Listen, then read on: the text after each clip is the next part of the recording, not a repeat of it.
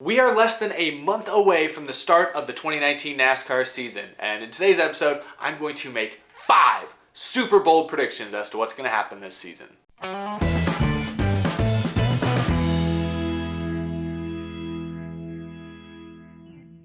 How's it going, y'all? My name is Eric, and welcome to Out of the Groove. And I know what you guys are all thinking. Yes, I did get a new hat this week. Wasn't gonna say anything, but I just knew you guys would ask, so. But in all seriousness, we're gonna have some fun today. I've been working on some predictions for you guys, doing some research over the last couple of weeks, and today I've narrowed it down to my 5 big, bold predictions for the 2019 season. I'll be curious to see if you guys agree with these, if y'all disagree with these. I think this is gonna get a lot of conversation going. Number 5. My first big prediction is that in 2019, we will only see 13 to 14 different winners. Now, at first, this might not seem super bold or exciting. Basically 13 to 14 is about how many winners we've had the last couple of years. But the reason you guys might disagree is because NASCAR is using a new aero package at most of the intermediate tracks, which is supposed to make the racing tighter, focus on drafting a little bit more. It's going to make the cars maybe a little easier to handle in traffic than we've seen in years past. So it's expected to bunch the field up and allow for more passing and more shuffling at intermediate tracks like, Texas or like Las Vegas or Auto Club. As a result, I think a lot of people are kind of expecting maybe a little bit more of a randomness to the finishing order. It's like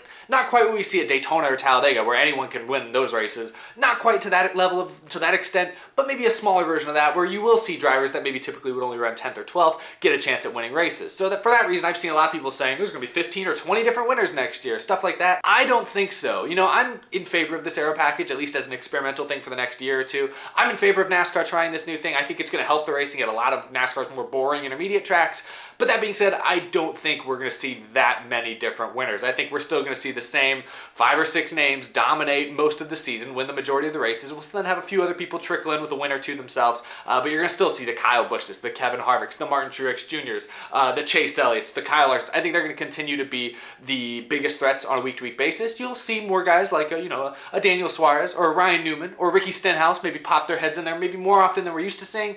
But I still think at the end of this season, you're only going to have 13 or 14 different winners. I don't think we're going to have just like 20 winners this year like some people seem to think we're going to have. I don't think it's going to be that drastic. I'll move on to my next prediction because my next prediction is a little more juicy. Number 4, Jimmie Johnson's winless streak is going to continue. For how long, I'm not so sure, but I do not think Jimmie Johnson's going to win a race in 2019. I know it's great that he has a new full-time sponsor. That's super awesome. The new paint scheme even looks pretty good, I'll be honest. But Jimmie Johnson last year did not drive like Jimmie Johnson. He made mistakes we don't see Jimmie Johnson make on a regular basis, and he's only going to get worse this year because they've paired him up with a rookie Cup Series crew chief. At least last year he could, rely on Chad Knaus, who I don't think got stupid overnight. I think Chad Knaus still knows how to set up a competitive race car, but some sort of combination of that it didn't work. I think it was the switching to Camaro, put him in a hole early on.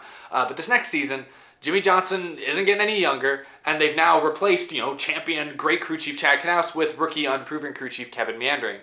I just, if he couldn't win a race last year, I don't see it happening this year. Maybe he sneaks through and gets one, but I don't think so. I want Jimmie Johnson to do well because he probably only has about 2 years left in NASCAR. So I want him to win some races and do well and go out on a high note because, it feels like a lot of veteran drivers like Tony Stewart went out kind of ugly.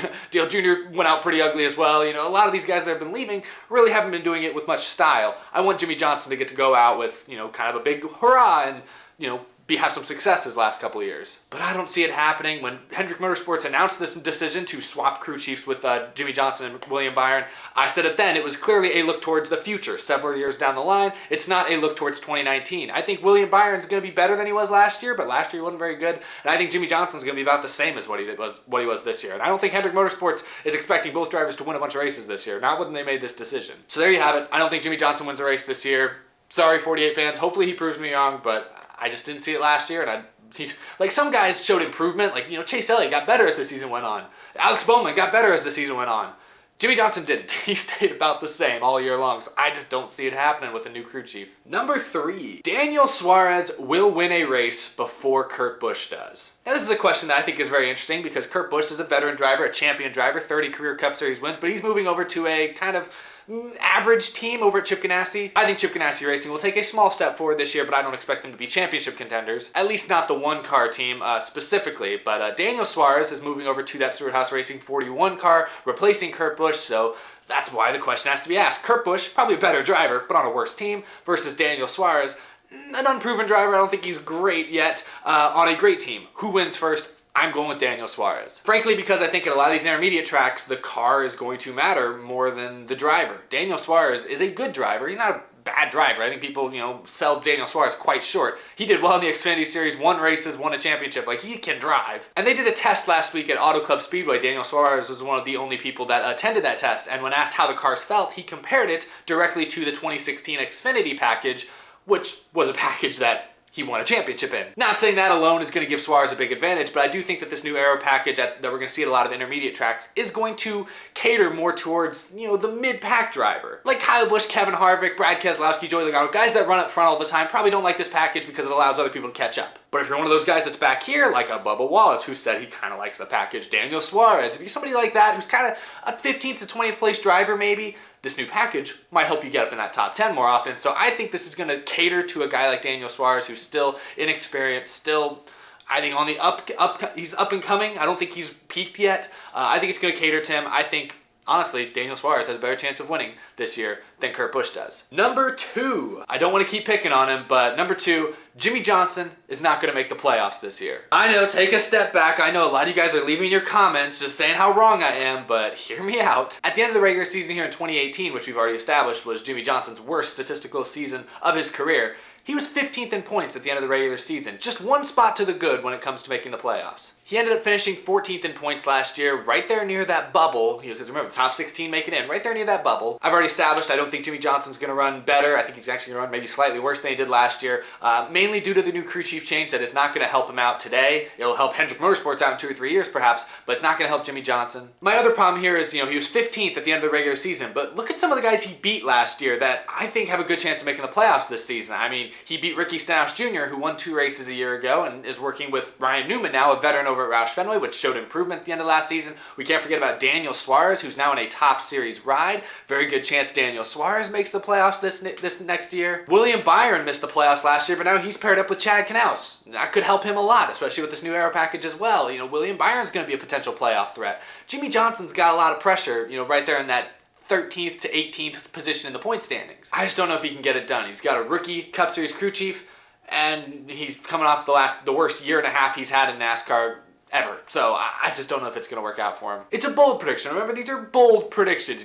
These aren't your, Kevin Harvick's going to win at Phoenix type predictions. These are bold. These are going out on a limb. But I don't think Jimmie Johnson makes the playoffs. He's currently the only driver in NASCAR history to have made the playoffs in every single season they've existed. Remember, the playoffs were first created in 2004. Jimmie Johnson has been in every single one of them since then. So he's the only driver to do that. I think that streak is going to be snapped here this year. Let's move on to number 1. Number 1. Chase Elliott is going to win the 2019 Cup Series Championship. Hopefully that's a prediction that some of you guys can get behind.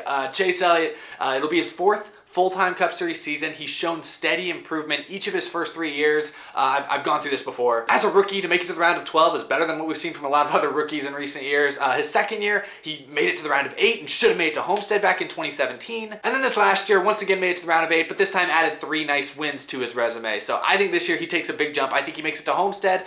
In his career, he has an average finish of 7.7 in his 3 Homestead starts he's had now. So solid. I like Chase Elliott because he seems to be really consistent as a driver, but he also has the ability to get hot all of a sudden and just go on a tear. Like, he won 2 out of 3 races in one of the rounds of the playoffs this last year. He's able to do that. He and Alan Gustafson have been around for a while now. I think that team is going to lead Hendrick Motorsports, and I think they're going to lead NASCAR. I think they're going to win a few races this year. I think they're going to make it to Homestead. And you heard it here first, in the middle of January, I think Chase Elliott's going to win the 2019 championship. It's an early prediction, I know. We haven't even seen him on the track yet this season, but I don't know. I'm just feeling good about that team. He's made steady improvements every year he's been in the Cup Series. Really, next thing on his list is a championship at this point. I think he's going to get it. So there you guys have it. That is my top 5 bold predictions list for NASCAR in 2019. Let me know what you guys think. Any of those you agree with? Any of those you think maybe has some possibility? Or any of those that you think are just crazy? Let me know. I want to read your comments. And also, you can check me out on Twitter and Instagram and continue the conversation over there. Thank you everyone so much for watching. I also have t-shirts available down in the description. You can get your own Out of the Groove merchandise if you would like to support the show.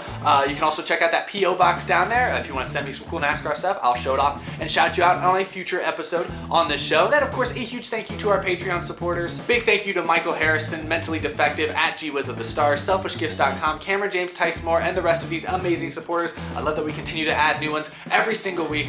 Really helps me out directly. If you too want to help the show out, you can can check out that top link down in the description. I really appreciate you guys checking that out. It really helps me take this show to bigger and better places, so thank you. School is right around the corner for me, starts back up next week, so I'm gonna continue to try to have multiple episodes up a week, but I just want you guys to remember that, have that in the back of your head in case I miss a few days here and there, but I'll do my best to be consistent because these videos are too much darn fun and there's too much crazy stuff to talk about in the NASCAR world these days. But thank you all as always for the support. Hopefully you enjoyed today's episode. I'll be back next time, sooner rather than later, probably the next day or two. So see you then. Thanks as always for watching, and see you later. I'm really bad at these sign-offs. I should have like an outro like play, but I don't, so sorry. Bye, everybody. Just turn the camera off, please. Oh my gosh.